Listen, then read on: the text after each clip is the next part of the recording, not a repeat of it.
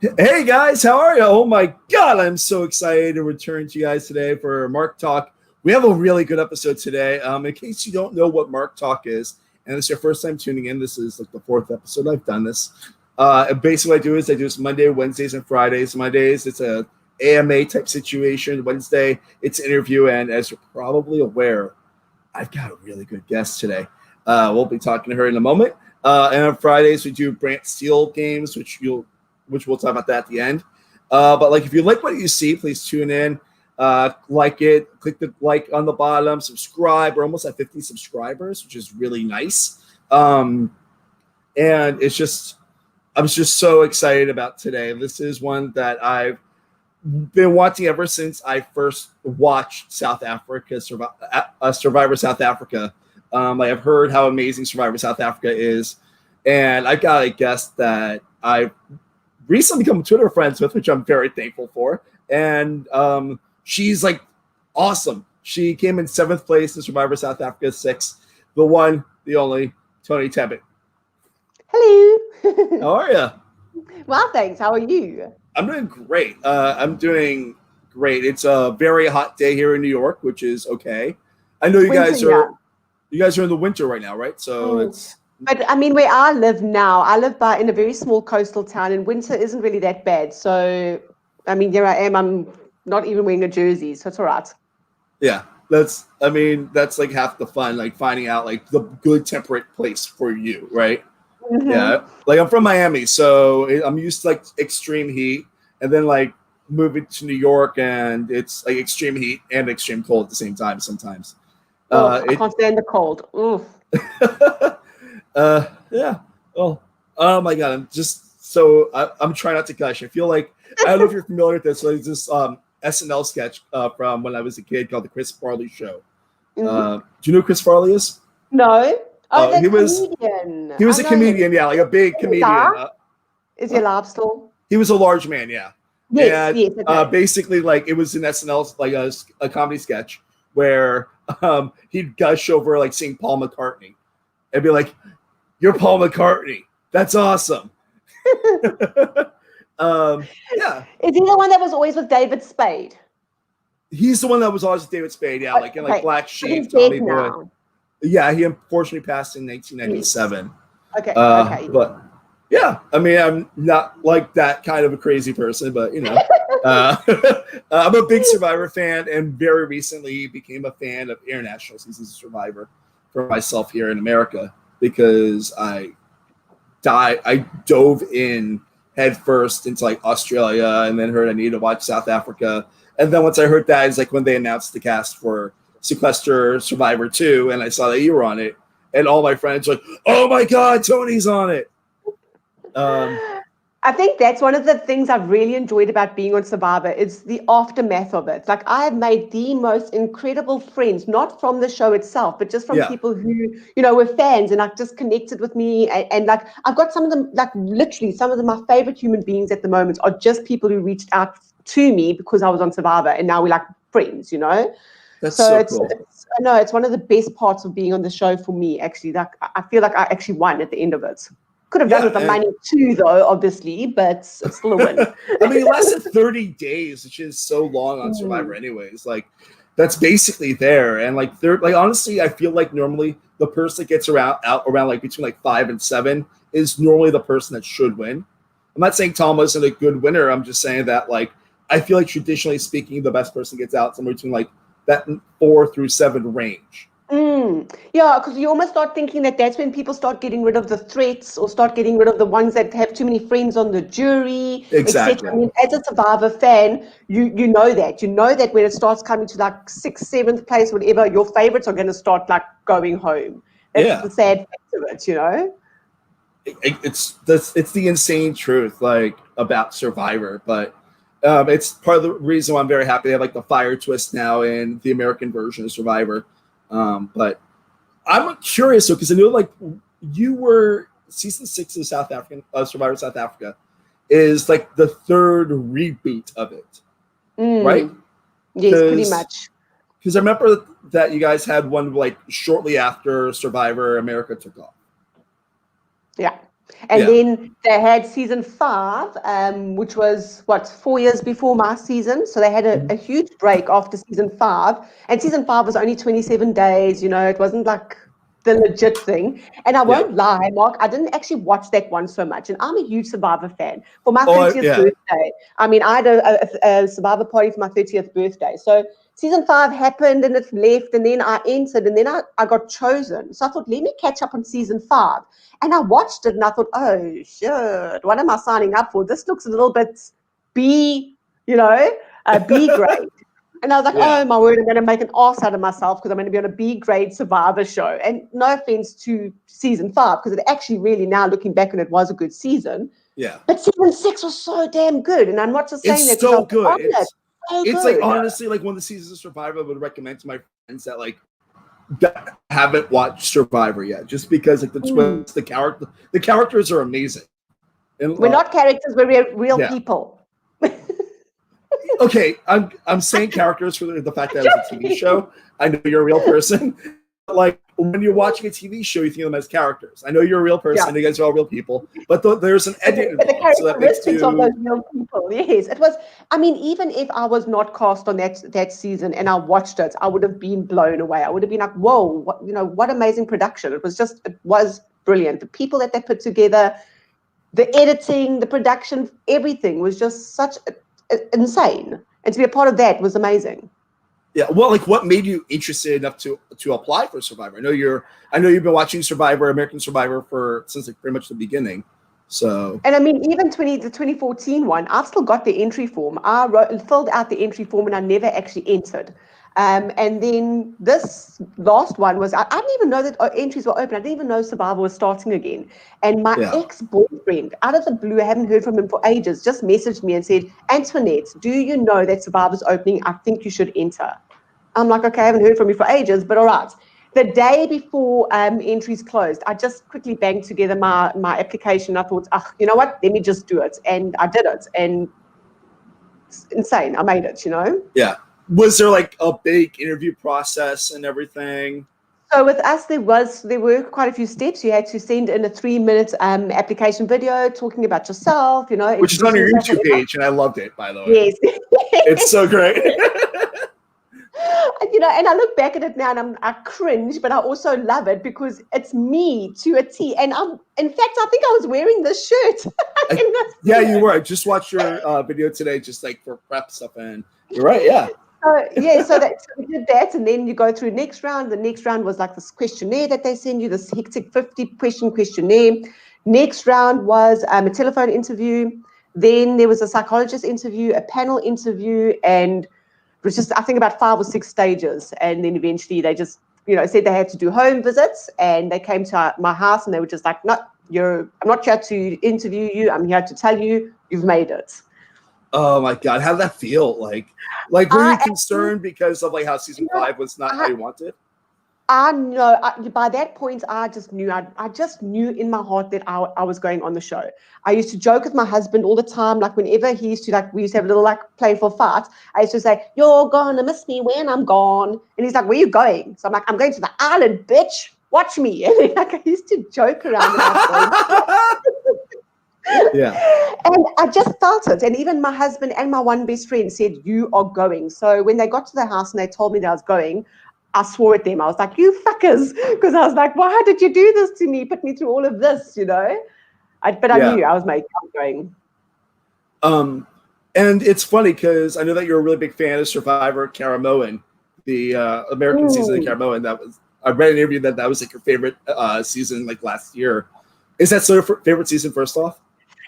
You know what? It's kind of changed because now that I've done Survivor and watched a few other seasons again, it's interesting how, knowing what I know now from playing the game, Second Chances has actually become my favorite. And Sarah it's such as a a great winner. Season. It is a great season. And Sarah as a winner, it became my favorite person suddenly. And she was never a standout. Oh, Game Changers, you mean? I mean, Game Changers. Sorry, not Second. Yeah. Second Chance is also brilliant, though. Sorry, Game Changers. Yeah. And Sarah as a winner, to me, I just was like bow down to her because how she came back. If I had to return and play again, I would want it to I want to do what Sarah did, pretty much. She was a And badass. you guys are similar players, you know. I feel like you're her with like a sense of humor, kind of.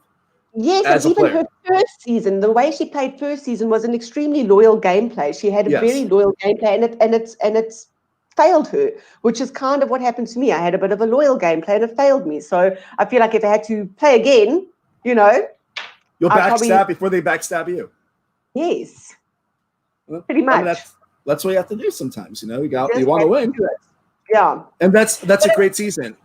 It is Also, a like great season, and I mean, there were some amazing people on it, and for her to have gotten to actually have beaten out some of those players, like it really was. But like I say, it wasn't a favorite until I actually did Survivor myself. yeah. Strange enough.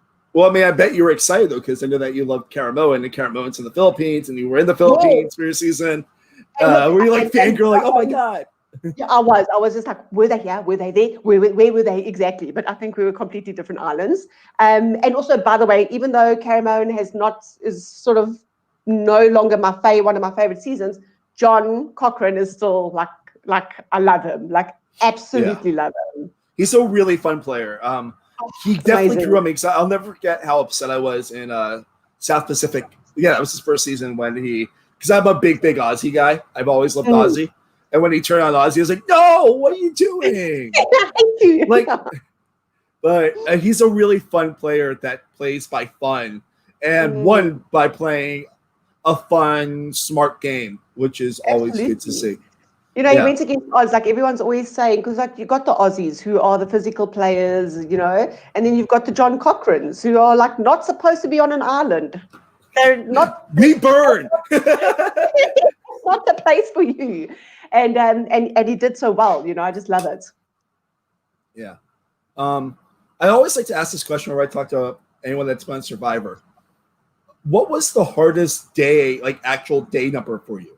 Oh, it's actually okay. So in the game itself, funny enough, day 3. Day three, yes, it was right in the beginning of the game. But day 3 was my husband and my anniversary. Okay. So I wasn't with him already. What people don't realize is that you don't leave your family and start playing immediately. We were away from our family for 5 days before we actually started. So day 3 was actually day 8. And I just suddenly woke up that morning and I thought, what the hell am I actually doing? Like, this is madness. And, being away from him, it was our anniversary and it was my niece's first day at high school. And I just felt like I was missing out on that. So that day was kind of hard for me. And then afterwards, everything just sort of clicked into place and things got a little bit easier. And then my hardest day again was like day 2021, where I hadn't eaten for 4 days and PK and I were alone on that island. And it was just rough to watch that part. Yeah.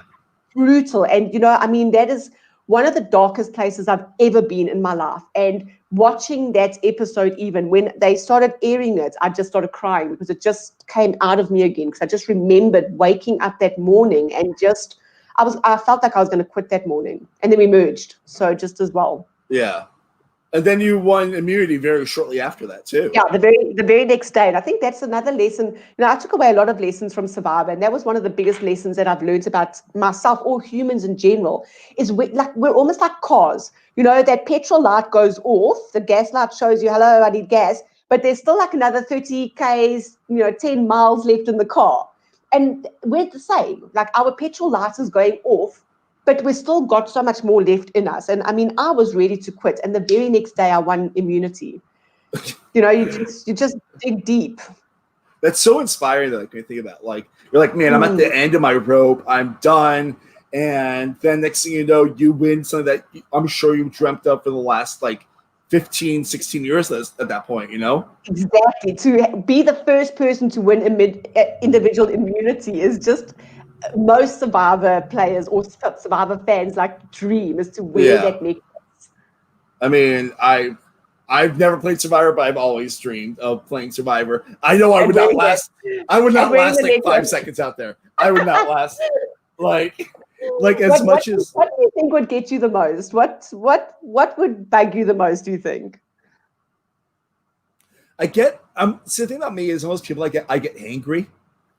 Oh, like I get hangry pretty quickly as a human being, Like I'm not the smallest dude. Like, I'm sure I'll get past the hanger, but like eventually my sense of humor will not kick in. It'll kick off, and I'll just say like really snarky things that I don't mean until I get food of some sort in my body, you know? And it happens. It happens to a lot of people out there. Like, Yeah, especially your season. Snappy. Yes, people I are mean, very snappy. Your second tribe, right? That's the one that was like, holy shit. Like everything was going Luzon, right? Yes. Ooh, yeah. They were not having a good time. No one was happy there. And then like you guys survived, and that was great. Man. So what got you into like I assume my friend Mike, who I actually am friends with, Mike Bloom, asked you if you were interested in Sequester. How'd that come about? Did he just reach out to you, or? Yeah, so it was actually Redmond that mailed me and said, that makes sense. Yes, and asked me if I was keen. I mean, hello, as a Survivor fan, getting told that I can possibly play with other survivors from Australia and the US, there was no way I was going to refuse that. Let's face it. And then when it all came together and they revealed the cast, and I was going crazy because I love Harry from Australia. He's so much fun. He is amazing. And then Nick Iadanza and I have been speaking since my season because he watched my season, and while he was watching my season, he actually messaged me and said him and his wife were really enjoying me and watching me and everything. So we've been friends since my season. But just other names that were up there were just amazing. Like to get to interact with Adam, who screwed me at the end, but it's okay. You know, he's a very nice person in real life. I can say that I've met him a couple times. He's very, very nice. But and Andrea, I love Andrea too. Another girl. She is an actual friend too. Yeah. She's amazing. So there was no way I was not going to do it. And then when I actually started seeing what Sequester was all about, it's the kind of organized chaos that I enjoy. Yeah. Yeah, no, it's gotten me through a lot of stuff in the last 3-ish months now. Because I suffer from anxiety, and you would think a game like that should not be good for people with anxiety because I couldn't sleep until like 10 hours after like my first game was over. Because you're just buzzing, you know? Yeah. And like, I'm curious because I want to ask this because I saw it was asked a few days ago on Twitter. I know you guys have that alcohol ban happening in South Africa right now, right? Yes. So our government has decided that while this COVID is happening, they need to get the hospitals and make sure that there's no alcohol-related injuries. So therefore, they're not selling alcohol. It was announced with immediate effect on Sunday night. All I had in my fridge was a bottle of gin. That was it. So I personally wasn't very impressed, but my husband has managed to get me some wine off of the black market. So. Oh yeah, I saw that tweet. Yeah. So bad. But I mean, that's what we're sitting with now. Like, so alcohol is gold at the moment. Apparently, I mean, alcohol is gold anyways, especially if it's good. Wow. Yeah. So I had a couple more questions that people submitted. Our friend Walt Reed, whom we played with the second time we played Sequester, which of the two Sequester minis do you prefer? So for those that don't know, that I heard earlier, Toni played in the Survivor one and in an international mini where she represents South Africa. And yes, he knows that he was in the international with you. Don't worry, he won't be offended. If you don't think his, so answer freely and candidly. Sure, that's such a hard one because obviously I loved the first one because I got to interact with Survivor castaways who I've watched on TV all the time, but I really enjoyed the second one because it felt like, there'd been pre-gaming amongst these little teams, which was fun, but not pre-gaming as a whole. So there was more pre-gaming in the first one than there was in the second one. So it was a little bit more easy to flow and to maneuver around. Also, the first one, I left through a comedy of errors with the safety chain. It was just honestly like so bad that Harry wanted me to be the first person to get it, and it ended me being the last person. It was really just a comedy of WTFs. So that kind of sucked, but I'm almost glad I wasn't voted out by my heroes. But the second one was fun because I got voted out. And I think that's also something that you want to go through, is to actually have people write your name down because they're like, oh, no, we can't go to the end with her, or this one's sneaky or something. So I think I enjoyed the second one more because of getting voted out, being able to play a little bit harder, a little bit more strategically and sneakily if I wanted to, and meeting and making more friends, out there. Yeah. Was it really messy, the game, the pregame stuff for Survivor 2? Like for Survivor? No, I mean, it was actually, I enjoyed, so the pre-gaming was, a lot of it was, hey, how's it going? Let's talk, let's keep each other safe. And then next thing you know, we're just talking, like myself and Andrea, every day we're talking about what we were doing, what glass of wine we were drinking. And it just became like random chats, and that was so cool for me because and same with with Lauren, we were just talking random stuff. It wasn't so much game, it was just talking. So that was kind of fun. But I think the pre-gaming amongst other people was obviously a little bit more strong, and it got them a little bit further than it got me. I mean, that's the thing about a season like that, where it's like they announce the cast, and I imagine like once that happens, it's just Zoom calls and DMs and everything's just like, we have to talk right now, And then eventually, I think the problem with pre-gaming is eventually you've now sort of committed yourself to 12 people, which is impossible. You can't, Especially like in a game of luck, like Sequester, Yes. Like I've almost gone out on the even number vote twist, which is one of the hardest twists to game in theory, but that's how that happens, Yeah. They're going to be, apparently we might be having a all South African Sequester in September.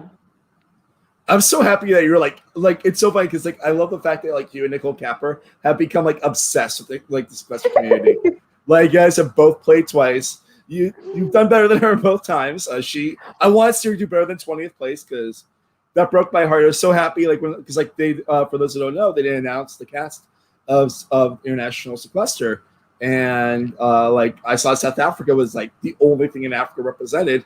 And then I saw you and Nicole. I'm like, oh my God, yes. And then no, Nicole, why are you out first? I mean, and I really didn't want that.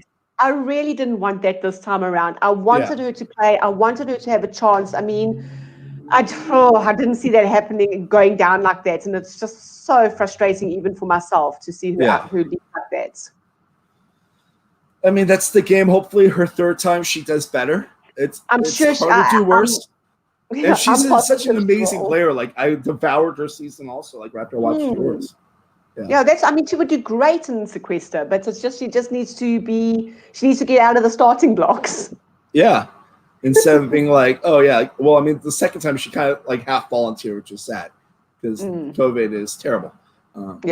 But she seemed ready to play, and then another question from our friend Walt again. What countries in the world have you traveled to, and what's your favorite place? What's a favorite place to travel? So I love Asia. I've pretty much my whole arm is sort of Asian artwork. I've been to the Philippines. In fact, I've been to the Philippines not only for Survivor. I had been to the Philippines about 4 years prior to Survivor. I went to Philippines on holiday, so I do love Philippines. Bali, Thailand 3 times. I lived in London for 2 years. So from London, I traveled to a few places like Ireland and Switzerland and Scotland, etc. But I've never been to America and I've never been to Australia. Well, yeah, I can visit once you can enter and things get better here because And I also want to go to Mexico, so I need to do it before this wall gets built. Well, I mean, the wall fell down with that hurricane that passed through Texas. I don't know if you saw that or not. No. There was a video of the wall falling down because a hurricane just hit Texas. Yeah. So my friend Graham asked the question that you kind of half answered before. How does it feel to be under the umbrella of International Survivor as to American fans? Since you're a big fan of Survivor yourself, and this new wave of International Survivor to America of South Africa, Australia, New Zealand have all just been insane. How you how does it feel as a fan? How does it feel to have international fans say, "Oh my God, Toni, I love you"? Yeah, it's actually quite weird. I mean, even when my season was airing, a lot of the messages I was getting was from international people. And I was like, where the hell are you guys watching this first and foremost? And how is this my life right now?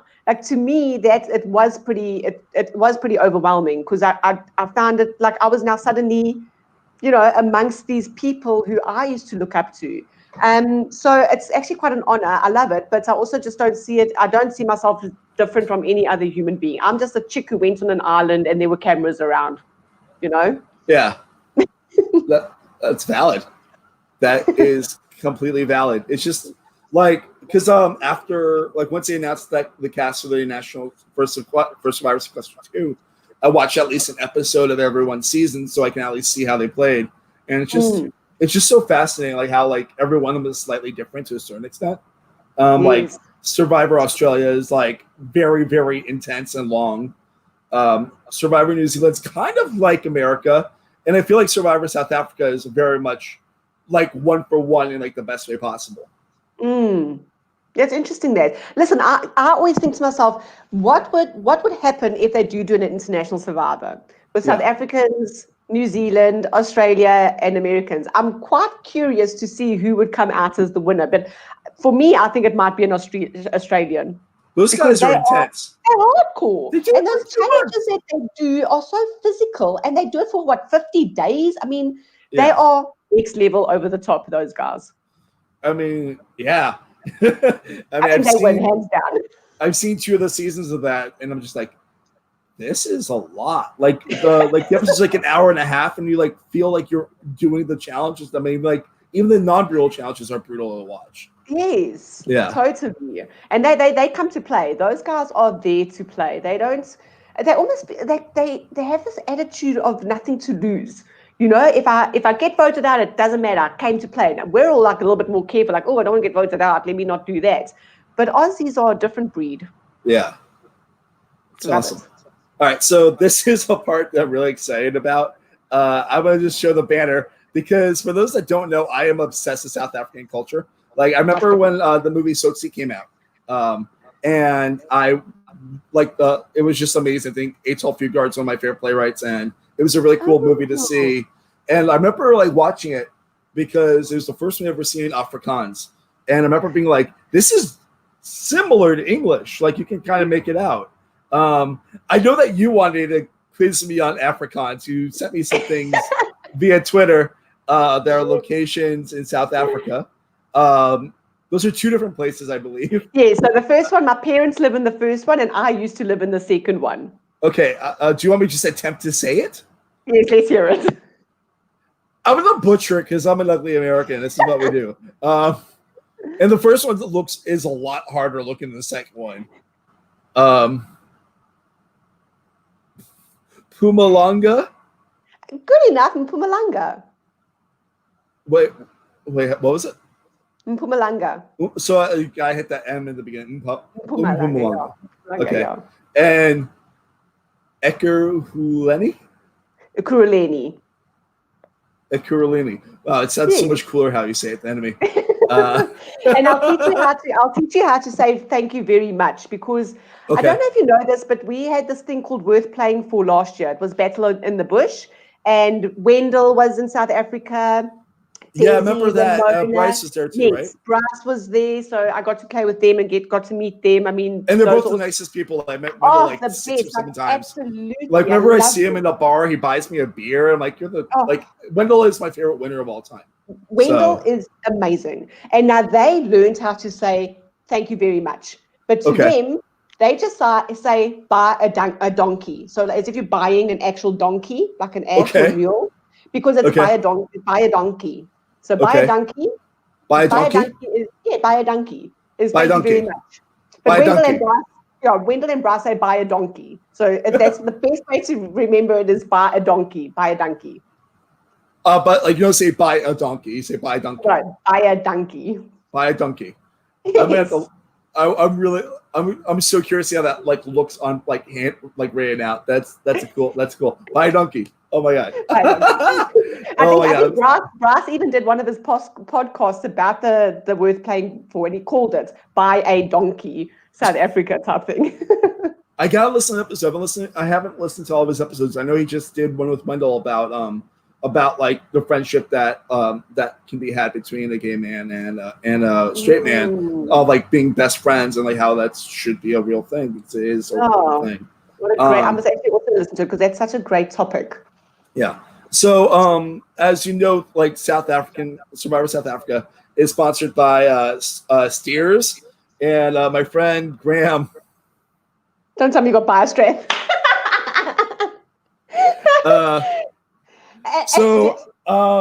I'm scared to try this right now, but I'm gonna try Oh, bias you're strength gonna love it. I think you'll like it. Remember the day that I left, I drank a lot of bias one of my favorite episodes of any episode of Survivor, like any version of it, is in, I believe it was season 7 of South Africa, where they spent like 40 minutes episode just talking about bio strength and smoothies. All right, so this is what it looks like. It's all right.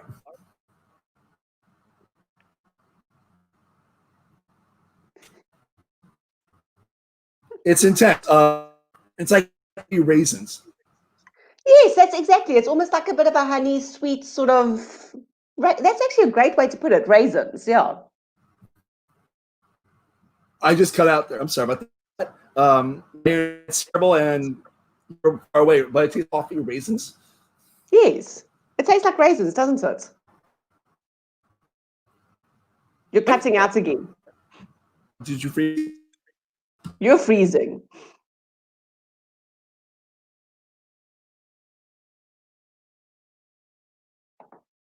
I've lost you. Marky. Okay, well, if anyone's watching, I will entertain you. Mark. Oh, okay, he's coming back. Tony? Hey, there you're back. Yeah. Yay, far long distance. I mean, because we're far away from each other right now. Yes. The internet is just meeting right there. Yeah, I mean, we're like opposite sides of the world, and the fact that this is happening. How did you get your hands on that bar strap? So my friend Graham, who asked the question about under the umbrella of International Survivor, like he's upset, like he's a big Survivor fan, but he's a bigger fan of International Survivor, I believe. And he just was like, I have to try this. So I think he just bought some. He doesn't live far away from me, so I just went over to his apartment. Well, I told him, I'm like, do you have any questions for Tony? And he's like, yes. And also, do you want to try BioStrength? I'm like, I have to. Of course, like what a question. Yeah, it's not bad. Like it feels healthy not in an imposing way. Yes, it's like natural flavors. Yeah. Oh my god, we could make a bar strength advert right now. I mean, BioStrength. It's like I was like, I kind of have to try this after watching that episode. I have a love-hate relationship with bar strength because the first time I got to drink bar strength ever in my life is the day I got voted out. So it kind of reminds me of that. So that means what happens is you have to do it, like you have to do Survivor again, try on the first day, be like, I'm gonna kick ass. Yes, that's it. Yeah. Cool. Done. So anything else you want to talk about before we get ready to wrap up? No, this was so much fun. I mean, listen, if you gave me an opportunity, we'd be sitting here for 2 hours. So. Oh no, same here. And like I don't want to do that because first off, internet's a little shaky, and second off, I mean, it's late by you, and I mean, you got your ready to go. It's late, and I want to look out for you, And I want to ask you Mark. I'd like to ask you one question. Sure. If the world were going to end, what would it end with? What would make the world end? That's the darkest question that I've heard today. I think it would end with a mistake. Oh, damn. Like, oops, wrong. Like somebody pushed the wrong button. It's like something like that, yeah. I mean, like what scares me is like there's a lot of idiots in charge of buttons, and like that's just a little scary to me. Because I feel like even though like things are really bad with COVID-19 right now, enough people are being smart about it. Yes, absolutely. It's going to pass, and then we learn from it, and we continue again. Exactly. And like we might all have to wear face masks and be uncomfortable for a little while, which is fine. But like I think enough people are being smart, even like here in the States, where smartness is not necessarily being preached. For years now, I'll say it. I don't care. I'm a liberal, nerdy guy that lives in New York. I'm allowed to say stuff like this. But yeah, like I think it would be some kind of dumb mistake causes it to happen. See, the reason why I asked that question is because, okay, like I've got my coffee mug that says zombie, etc., etc. Something that not many people know about me is I am obsessed with zombies, and I'm convinced that the world is going to end through zombie apocalypse. So that's like my favorite genre of like horror and Oh, most movies. really? Like Shaun of the Dead's one of my favorite movies. There's this really great movie from England also called Anna and the Apocalypse, where I must watch that. Okay. It's a musical comedy, a Christmas musical comedy, all about like a zombie apocalypse. And it's like, and it doesn't hold back on anything. Like it's a full-on Christmas movie, full-on zombie movie, it's a full-on everything movie, and it's just great. I love it. Okay, see, that's why I asked the question, because I wanted to see if you are into the whole zombie thing too. Like me, I think like World War Z makes sense. Like that is how the world could end, with people who get like human rabies kind of thing. You know, it's not necessarily dead people walking around eating people, but it's like a human rabies thing. I mean, although Dawn of the Dead, I mean, I'm a big George Romero fan, so Dawn of the Dead's like one of my favorite movies too. Like just people holed up in a shopping mall praying not to die is also like just fun to me, because who doesn't want to be trapped in a shopping mall while zombies are around? Exactly, and you just go to all the stores and you play with all the things and you just hang around and build a fort. And I mean, really, and that's like a lot of, like in my interview for Survivor, a lot of people said, "How did you prepare for Survivor?" And I said, well, I am convinced the world is going to be ended with a zombie apocalypse. So I'm in constant preparation for an apocalypse to happen. I mean, when we bought our last house in Johannesburg, when we bought the house, we looked around and we said, if the zombie apocalypse happens, this is a good place for it to happen, because we're quite protected here. Like I actually think these things when I look for a place to live. I mean, that's fair though. It is fair. But like, you gotta like play where the person's like upset, like thinks the velociraptors can attack, and like the whole play is all about like chaos theory, and like the play is actually called chaos theory, and she's like, there's 47 raptor entry points here, and I'm talking about like air ducts and stuff like that too. So yeah, I mean, you gotta look out for things like that. Got it. Yeah. Oh my God. Okay. We can talk forever about zombies. That's absolutely. But yeah, I'm definitely going to look up that Anna. What's Anna and the Apocalypse? Anna and the Apocalypse. I can send you. I think it's on like. I know it's streaming here in America. I assume it's not hard to get your hands on elsewhere. I mean, it's a small movie, but it's like it came from England, so like it's already had a journey to get over here. Okay, so I imagine the journey is also happening to you in South Africa. I have a question also for you, just because this will be fun for Friday. So Friday we have coming up our Brant Steele episode where we do Survivor episodes. And would you like to be a contestant in that? Like, what I would just need is your name and like your photo, which I have access to both. Cool. And hopefully you'll get it. That'd be cool. Yeah. I mean, come on. I played like a little. So another little thing about me is I actually co-host a Survivor online game on Facebook. I run all the tribals, and I'm on. Oh Facebook, yeah, I forgot they do orgs. Yeah. Yes. So I do orgs, but I did a mini. So you know all about Brant Steele then, yeah. Yes, exactly. So, I mean, I did a little mini org recently, but we actually played for like 6 hours where we had to do challenges and we had to get immunities and stuff. And somehow I won. I don't know how I won that Survivor, because I was like targeted from the beginning, and I was just doing the most random stuff the whole time, because I just thought, they're going to vote me out eventually. So let me just do the most random things. And I got to the end and I won. It was crazy. So I love those kind of things, because like the Facebook org that we run, it just gives people a little bit of an opportunity to play a bit of the game in a different kind of way and get to taste what it would be like being in Survivor, Yeah. So I'm keen for Friday. Put me down, and hopefully I win. You're gonna be and hopefully the Brant Steele will be like, Toni does good. I actually almost won it on Friday because this will be our second time doing it, and I'll see if I can get like a good season for you to be in. But no matter what, you actually know some people in this one, because the winner of your second season already asked to be in it. So. You're winning your second season Sequester. So, yeah. Okay. Cool. And hopefully she'll be watching this too, because she's a friend too. But if people want to be involved in that, please tweet me at MarkLevy85, not Mark Levy, but we'll get my Twitter at the end there. Of course, here's Toni's Twitter coming up. There we go. Anything else for people to follow you or anything coming up?